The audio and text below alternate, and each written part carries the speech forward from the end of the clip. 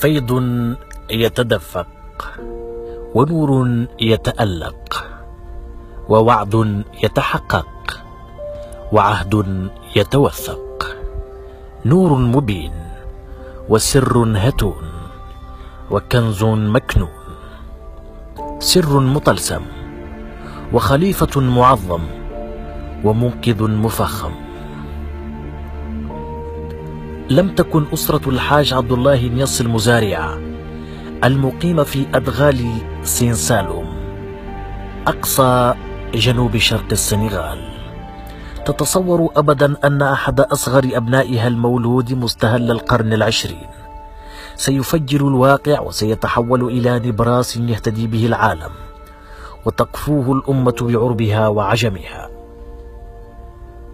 لم تكن هذه الأسرة ولا المجتمع السنغالي عموما يتصوران أن الشيخ إبراهيم نياس سيهيمن بشخصيته الدينية الخارقة على القرن العشرين بزعمائه وشعوبه وأحداثه، وأن يتواصل هذا التصدر متجددا مع الزمن يوما بعد يوم. نعم، كانت تلك البداية، كان يوما عظيما بحق ذلك اليوم الذي زفت فيه القابلة للعالم المالكي والمربي التيجاني الحاج عبد الله نياس خبرا ونبأ عظيما. لقد رزق من زوجته عائشة ولدا ليس كالأولاد، وجه من نور، وجسد من مسك وعطر، وعينان من تقى وهدى وإيمان. لم يتردد فسماه في يوم عقيقته إبراهيم، سماه الخليل، نعم سماه البر الهائم.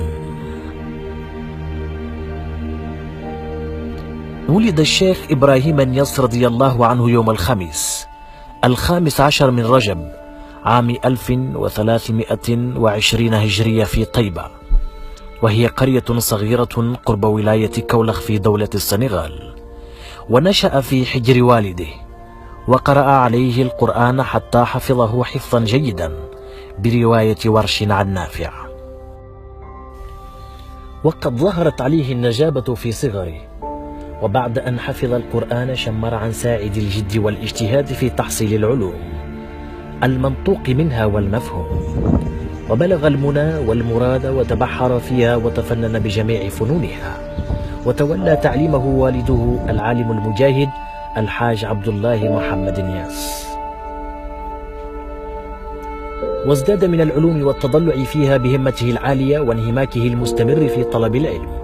وبعد أن نبغ رضي الله عنه في سن مبكرة في التفسير وعلوم القرآن والحديث وعلومه، والفقه وأصوله، واللغة وفنونها، والتصوف ومعارفه، حتى أصبح مرجعا في ذلك كله. تصدر لإفادة الخلق قبل بلوغ 30 سنة، وأقبل عليه الناس من أقطار شتى عربا وعجما ينهلون من علومه. وجاء العلماء قبل العوام يستقون من حضرته درر العلوم، ويتشوقون لعلوم الرجال وتربية النفوس وتزكيتها، فكان لهم بحرا لا ساحل له، ومنهلا عذبا لا يمل. من طيبة الخير واليمن حيث ولد الشيخ رضي الله عنه إلى كوسي، تلك البلدة العجيبة. اختار الله بقعة كوسي الطاهرة، وهي مزرعة للشيخ إبراهيم نياس رضي الله عنه، متنزلا للمعارف ومنبجسا للعوارف. هنا وقعت الفيضة التيجانية الكبرى، وتفجرت عيون إطلاقها دفاقا ربانيا، وقنبلة دكت الحجب وأزاحت الضلال، ورسخت حقائق التوحيد. قبل ذلك عاش الشيخ رضي الله تعالى عنه عقدي حياته الأولى في كولخ تحت رعاية والده، يتربى ويربي، يتعلم ويعلم، يترقى ويرقي، حتى إذا أراد الله إشراق شمس الهدى وإذن الله للشيخ أن يهاجر حاملا لواء التوحيد الخاص، ناشرا منشور الولاية، هاديا إلى الحق مبينا للصدق. توجه تعلوه ألوية النصر إلى ربوة ذات قرار معين، فسماها مدينة، واختط بها جامعه الكبير، وبدأ عهد جديد فتحولت مدينة الشيخ إلى عاصمة الفيضة التيجانية، ومركزا يؤمه المجتهدون فيهتدون، والباحثون عن كشف الحجب ومعرفة الرب فيصلون ويتحققون. اشتغل الشيخ رضي الله تعالى عنه بإرشاد الخلق وتعليمهم وتربيتهم، وأصبحت قريته التي أسسها وسماها مدينة قرب كولخ منارة علم وتربية. لكن دعوة الشيخ لم تقف هنا فقط، بل جاب أفريقيا وكل الأقطار الإسلامية وكثيرا من الأقطار الأخرى، ينشر دين الله ويدعو إلى الإسلام بالكلمة الطيبة. كانت للشيخ رضي الله تعالى عنه مكانة علمية بارزة في العالم الإسلامي، فقد كان محل التكريم والعناية في جميع الدول الإسلامية، وقد زارها كلها تقريبا. ومن أكثر البلدان التي زارها المملكة العربية السعودية، حيث حج إلى بيت الله الحرام عشرات المرات. وكانت له صلات قوية بمشايخ الأزهر أمثال الشيخ محمود شلتوت والشيخ الدكتور عبد الحليم محمود، وهما رئيسان سابقان للأزهر، وقد أكرمه علماء الأزهر بأن لقبوه شيخ الإسلام.